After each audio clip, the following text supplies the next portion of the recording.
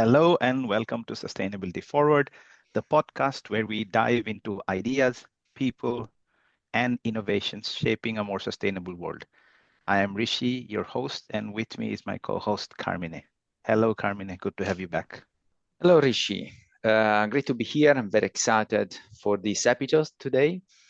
Actually, before we begin and we deep dive to today's episode, we are recording today in a very special day. So let me take a moment just to remember the passing of Pope Francis, a spiritual leader of the Catholic Church that was very vocal in the fight for environmental justice. Just to remember, we remember in 2015, his encyclical Laudato Si, he called on humanity to take care for our common home, reminding the world that ecology, equity, and spirituality are deeply intertwined. And as we remember his legacy, also we are excited to give our best wishes to the newly elected Pope, Leone the 14th, who was just chosen yesterday. So, and his transition, we hope that this message on climate stewardship, social justice, and solidarity remain at the heart of this global leadership. Yeah, absolutely, Carmine. We're very excited. At the time of recording, the new Pope has just been elected, so it's a great time for the Catholic Church, but for everyone around the world as well, I hope. So today's guest, however, is someone whose work touches almost every part of the global energy transition. We will do the name reveal in a second, but he's a world-leading expert in renewable energy, materials chemistry, and the circular economy. He's written quite a bit in scientific papers, several books, which we'll mention in the course of the episode. But just as importantly, he's a very passionate science communicator. For those of us who follow him on LinkedIn, we obviously have seen that. We'll get to learn about that a bit more in this episode. And he definitely believes that if you're going to solve the climate crisis, it's not just about technology, it's about people, behavior, and systems change, which have been the topics of many of our episodes. And he's definitely one of the guys that we look at very in detail when we prepare episode. They give us a lot of food for thought in our podcast. He's one of those rare scientists who doesn't just stay in the lab. He's out there speaking on global stages, writing for the public, challenging the way we think about the energy future. So today we are very thrilled to have with us Nicola Armaroli. Nicola is a researcher director at the National Research Council at CNR in Bologna and a member of the Italian National Academy of Sciences. His research concerns molecules and materials for solar energy and the study of the energy transition to more sustainable models and technology, also in relation to resource scarcity and climate change. He has published, as you said, Rishi, over 250 scientific papers and 12 books. He serves as consultant on energy and resources for the international institutions and companies. He has given tens of invited lectures worldwide. He has received several scientific awards and is committed to advise people that science technology alone cannot warrant us on sustainable future. So Nicola, welcome to the show. Good morning. Hi Rishi, and hi Carmine. I'm very glad to be here this morning. Thank you, Nicola. Let me start off with a broad question, and this was part of the discussions we've had before. A lot seems to have changed with the energy transition, particularly the way we perceive it. So if we imagine this situation where somebody in the middle of 2022 fell asleep and magically woke up 2 years later in the middle of 2024, what would they see? How would they experience this energy transition, which personally for me was in full effect in 2022 or just after COVID, but a lot seems to have changed. What's your perspective on that? Well, at the time that you mentioned, at the early time in 2022, more or less, we can say that the energy transition and the awareness about the climate crisis was very wide. And we almost took for granted that people accepted this and people were ready to change. And the overall economic system and social system was was ready to start this endeavor. Well, in 2024, the storytelling has changed substantially. As you say, if you woke up in 2024 after having slept for 2 years, you would see something very strange. I mean, there are in very important governments around the world climate denialists, which was almost unthinkable 2 years ago or 3 years ago. And there are Ministry of Health in very important countries that are against vaccination. So something has changed. And what was the problem about energy? I think that the very problem is that the fossil fuel industry is the most powerful and wealthy lobby in the world. So at the beginning, they were taken by surprise because we had the movement from, for example, Fridays for Future and the young people starting to say that we have a big problem.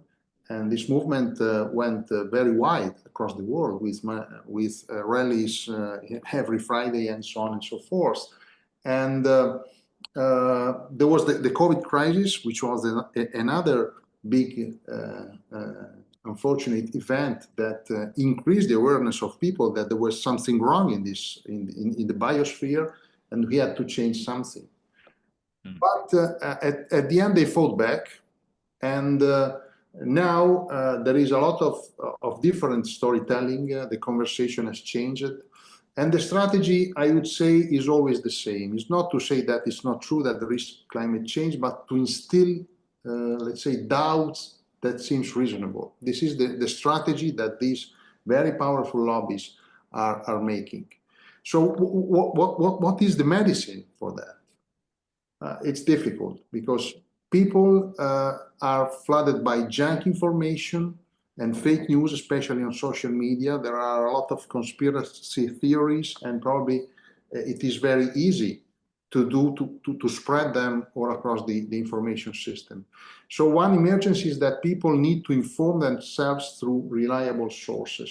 And probably here, as scientists, as communicators, we made a mistake. We thought that people know where to get the information, but we have to speak more clearly where the information can be taken, and we have to do more to get out of our laboratories from out of our research centers and speak out to people and explain that we are in a very big crisis, but a crisis that can be solved because we have we understand what are the problems with climate change, and we know what are the action to be made to reverse this trend. And we have to do it as soon as possible, but we have to speak out more clearly and more openly. Yeah. And I certainly agree with the fact that there is a communications problem here, because one of the reasons we started this podcast was not necessarily to address this specific problem, but the fact that a lot of common issues may also not be very widely understood, right, related to climate change. And so we start talking about these different topics. For example, I think a year ago, we did an episode around planetary boundaries, right? What indicators tell you that the planet is in danger? And we did it just out of interest because Carmine brought up an article that was written, and all of a sudden that episode was downloaded hundreds of times, right? People really wanting to, and surprising comments from very experienced industry professionals who said, "Oh, I didn't know this was happening," or "I didn't know this was even a marker for a catastrophe." And that certainly for us was a wake-up call that there are basic things out there which need kind of demystification, for people to understand. Right. I fully agree with that. I mean, there is a lot of work to do with that.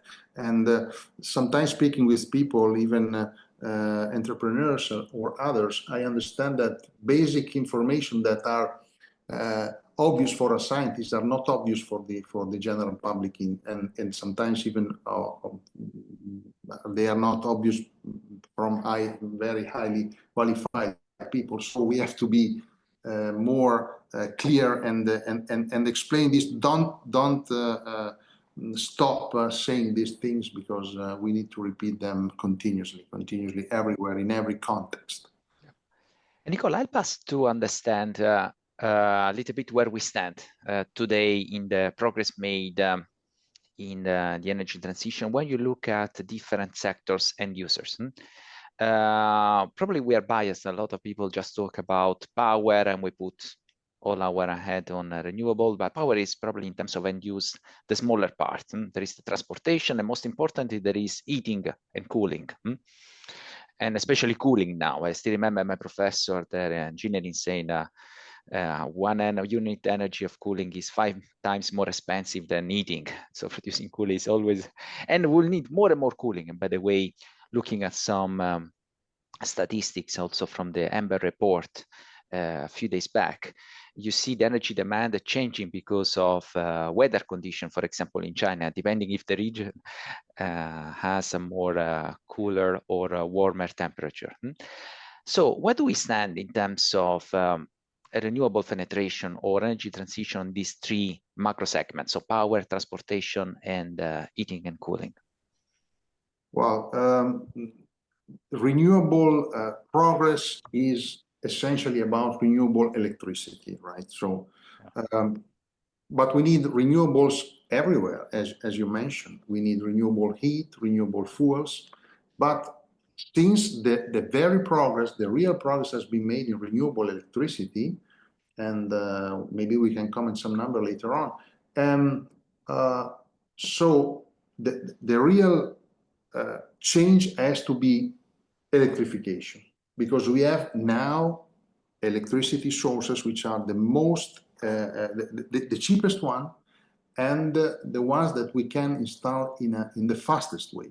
So renewables, particularly wind and solar, are already the dominating technology in electricity, because for example, last year 92% of the new electric capacity installed in the world are renewables, and most of it is solar and wind. So this is the real revolution happening. 10 years ago, it wasn't like this. Nobody would have suspected that we could be at that point. So we have to electrify as much as possible. So then comes transportation, okay? Transportation is the way of consuming oil, particularly, because 80% of oil goes to transportation. And 80% of the oil going to transportation, once it has went to transportation, is lost as heat. So transportation is extremely inefficient with combustion engines, combustion machines. So we have to electrify as much as possible. From where? You have to start from the solution which are already available. So light-duty vehicles. Now we can electrify cars, we can electrify vans. They are already on the road. They have a substantial part of the market now, the yearly market, and it is growing, let's say, day by day. And this is already happening. But that's not enough, again, for a real change, because electrification of the transport of the light-duty vehicles is particularly strong in some countries, in others not. In Europe is growing, in the US less, in Japan even less. So we have to run faster on that side. Regarding heat, that's another solution which is possible, which is the heat pump. Heat pumps are machines very efficient, much more efficient than gas boilers that you can install in your house. They are more expensive, but they are much more efficient. They can provide both heat and cooling, and that's another key point. So with one device, you can have both the services. And there was an increase in heat pump installing in Europe and even in the US in the last couple of years. In China also this is growing. And what is the problem? It is not growing at the required speed. So we have to accelerate the installation of these machines. Since we have to electrify, another important point which has been neglected, I would say, in the last 10 years is the expansion and the implementation of the electrical grid, which is the infrastructure that make electrification possible. So that's the other point we have to highlight. And in this regard, there has been a big progress in storage, in electrochemical storage, in batteries. The expansion has been based on lithium-ion batteries so far, but sodium batteries are coming up, and then there will be flow batteries next. And so everything is changing here. This is very, very good news. Regarding renewable fuels, so to generate directly fuels via renewable energy, particularly sunlight, this is something that we make here in our laboratories. But this kind of development is still at a very preliminary stage, despite a lot of efforts in the last 20 years. So we are trying to increase the speed of this research to provide more solution, but it's extremely complicated to have the direct conversion of, let's say, water into hydrogen, or the direct conversion of carbon dioxide into a fuel. And this is where we are less advanced. And this is where we need more research. So electricity is going very well. It must go faster. Heat is coming up, and the fuels are lagging behind. So this is more or less the situation across the world about this renewable penetration. And as you mentioned, Nicola, we are in a kind of solar revolution. Probably there's been no other technology in the energy market that come to market with such a scale and speed as solar did, especially last year. Then we can have conversation about the geopolitics and what does it mean, where it come from, etc., what it could be the implication, but we can all benefit from that scale and speed incoming. In terms of transportation, I would say we are very much focused on the 4 wheels or 2 wheels when we look at, especially in Asia, but I think there is still a lot to do in terms when we look at all the other sector, for example, marine and shipping. That is also a big sector we don't think in terms of consumption of energy. And on heating and cooling, like you mentioned, the pump, just a reminder for our audience, we did an episode where we dissected a little bit the pumps. On my personal experience, I shared also what it took for me to install a heat pump. We demystify a little bit all this technology, and we talk about the benefit. Yeah. Nicola, I have a question particularly on solar, but before that, I just wanted to follow up on the last bit you mentioned around e-fuels research. Why is that lagging behind specifically? Is there a chemistry problem here? Is it an awareness or funding problem? What seems to be, because like synthetic fuels in terms of their existence as technology have been there for a while, but particularly with this application, why is it lagging behind? Yeah, there are many technical hurdles for that. The first one is that you have to couple the oxidation of water and the reduction of carbon dioxide, possibly in the same device. And these two processes chemically, if you look at the details, requires a different number of electrons. So that's not easy to couple these two reactions. And you have also to couple, to use photoelectrodes, which are systems that absorb light and transfer the excitation energy to this feedstock, which can be water and carbon dioxide. And this requires catalysts, which are not very stable. They are sometimes very expensive, and you require membranes because at a given point you have to transfer the protons from one part of the system to the other, and these have also to be implemented better than they are. And another problem is the duration of these devices. We can make devices which can fit this table from where I'm speaking, but to make an industrial scale process, it's extremely demanding. We had we installed a demonstrator on our roof last year, and it was a big effort from different research centers, and the results were not as we expected. I have to be very frank, but this is very common.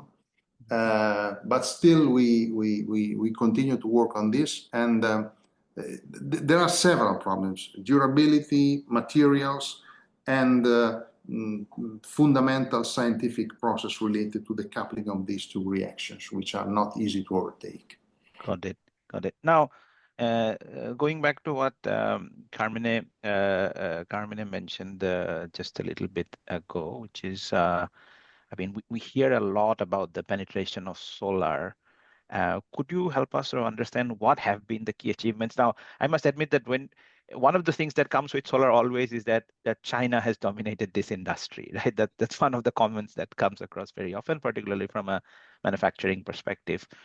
But what would be some of the key achievements from your perspective at a global scale, and what technological progress have been made other than lowering of cost, right, which we know has definitely happened? Well, the big progress is that a technology that was invented 70 years ago, more than 70 years ago, which is silicon photovoltaics, has become made year by year on a terawatt scale almost, which is something amazing. Why this is possible? Because this technology is very simple, extremely simple. You can sort of print panels, and they are basically all the same. They are modular, so you can, whether you have a 2 kilowatt installation on your garage or a huge 2 gigawatt installation in the desert, it is the same tile which is repeated as much as you need. So it is extremely modular, which is fantastic. Photovoltaic, silicon photovoltaics can be loaded on any kind of transportation mean in a very efficient way, either a big ship sailing over the ocean, or in a truck, in a car, and even on a donkey if you want. Okay, that's another thing which is amazing. So you can bring it wherever you want, and you can install it wherever you want. And this is what we are doing. You can find photovoltaic panels in mega cities or in a remote village somewhere in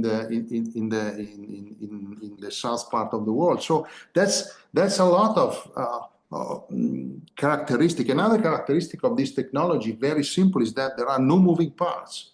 Since the photovoltaics has no moving part, it lasts many years, many decades with very constant output. That's another revolutionary aspect.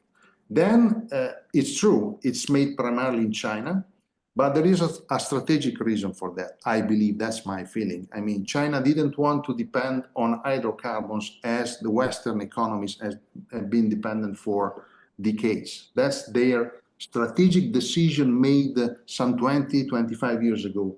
We want to get out of this, and so they made any effort to make the whole supply chain to have control of the production of alternative technologies like photovoltaics and batteries, and as a consequence, electric cars and so forth. This is the situation. I think that there is a sort of now a sort of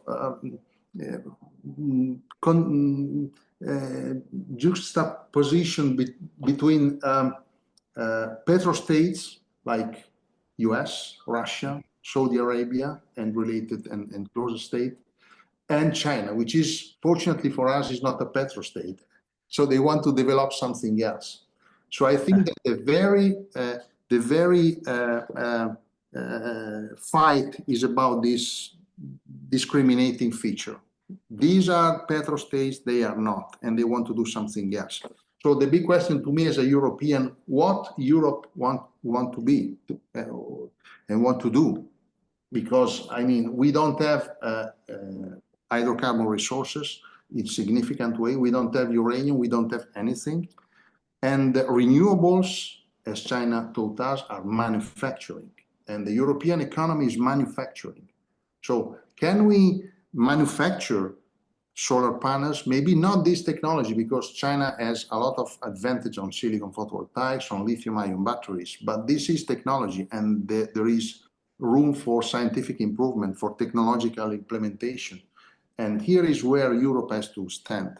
So the next generation photovoltaic panels, the next generation batteries have to be also European. That's something that we have to make.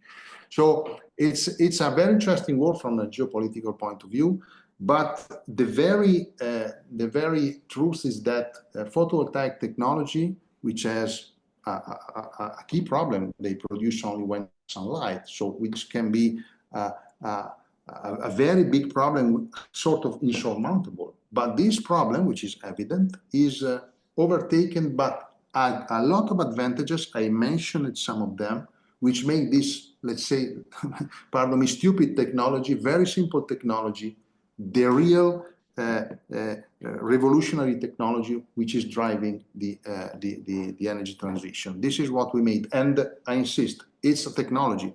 So silicon photovoltaics is dominating, but it will not dominate forever. There will be new technologies.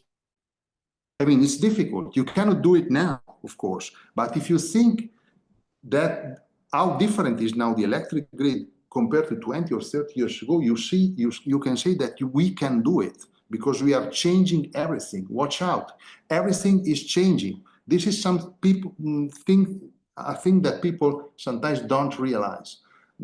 I am not against, in principle, against nuclear. It can be a solution in some context.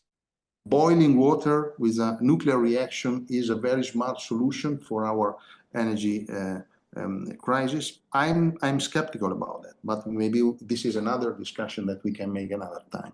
Mm-hmm. Nicola, let's probably zoom in more at individual level.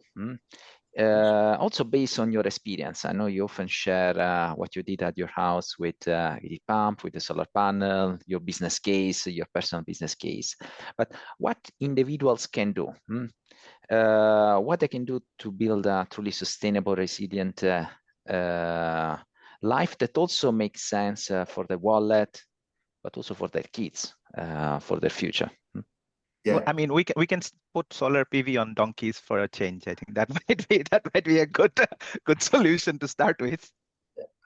Yeah, I think that the first point to start from is to realize where your highest energy consumption comes from. There are three ways in which people in advanced economies consume energy. The first one is the way you move around, transportation. The second way is the way you heat and cool your house. And the third one is the way you eat and consume stuff. So there is not a general recipe, but I encourage people to think about these three things: the way they move, the way they eat and cool, and the way they eat and consume, and to make serious consideration if anything can be changed. That's my first message. Eating things which are continuously coming from other continents is something that implies a lot of consumption and a lot of even fossil fuel consumption. And so the way you eat is important.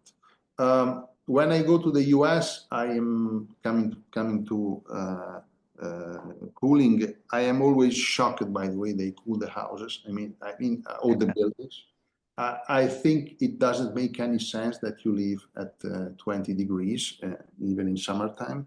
In Europe, we have our air conditioner typically at 26 degrees or something like this, and we have fresh and very pleasant places where to work and where to enjoy our life when we are inside in summertime.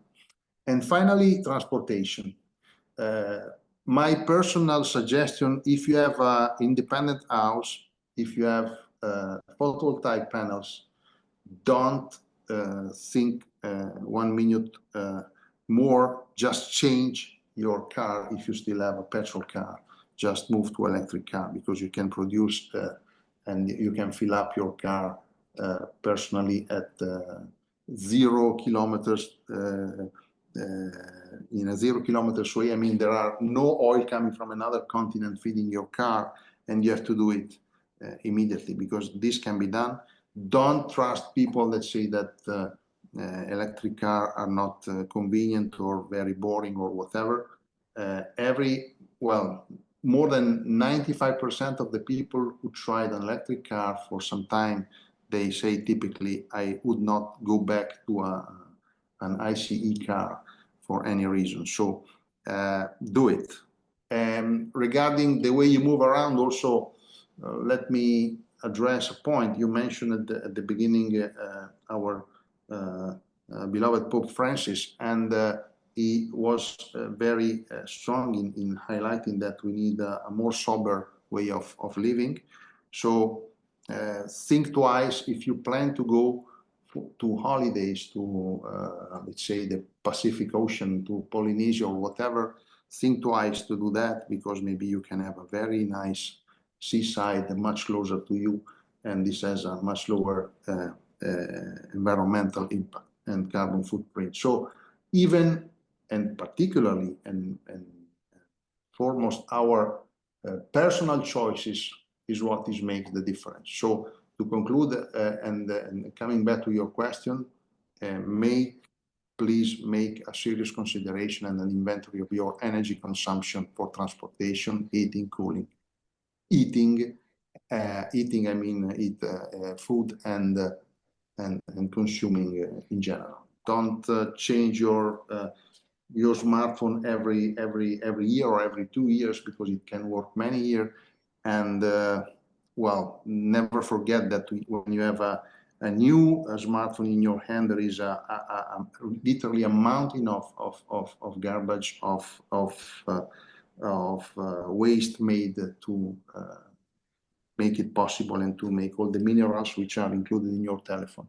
You have more than 40 chemical elements in your telephone, and this means that there is a lot of work behind it, a lot of energy consumed. So every time we change something, we are also changing and throwing away all the energy which has been used to make it. Yeah. This is something we have always to consider. And as you said, Nicola, we are living in energy and material bonanza that sometimes we forget. Just to close, one last point, Nicola, I know you're very active on social media, on LinkedIn, for example. Also, as we said, you've wrote a lot of books, you're writing on magazines. Where people can find you? People can find me on LinkedIn, as you mentioned. I have written several books. Many of them are in Italian. One was translated, but it was more than 10 years ago in English and even in Chinese, actually, which is Energy for a Sustainable World. And my latest book is Energia per l'astronave Terra, in Italian, Energy for Spaceship Earth, which is at the 4th edition in Italy, which was a big, let's say, bestseller for a scientific book. I want to highlight that this month has been published the handbook, the Oxford Handbook of Greening Development, which has been published by Oxford University Press. I contributed with a chapter on fossil fuel exit, and there are contributions from colleagues and scientists all over the world. It's a very nice volume summarizing all what we have to do for changing our energy system. And I want to highlight that next week I will organize I have organized a meeting at the European Parliament on rare earths. I've been active on science on rare earths since 25 years.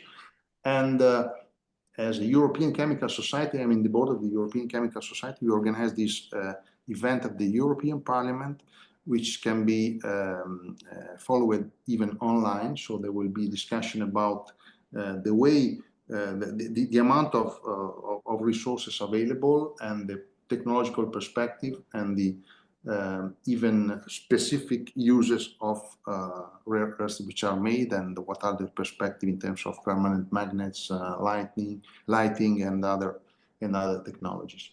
So, we have also started yesterday with a lot of colleagues from the University of Bologna and Parma here in Italy. There is a course which will be online. There will be 4 different workshops, let's say. The first one was yesterday. The other one will follow up, and I have advertised them on LinkedIn yesterday. And this is about the energy transition in Italy. So let's say we try to spread the message, and the key message that we have to send to people is to try to change the narrative, to explain people that something unexpected is happening. For example, the electricity producible by wind and photovoltaics installed last year is equivalent to the production of 120 1 gigawatt coal power plant or 120 large nuclear reactors.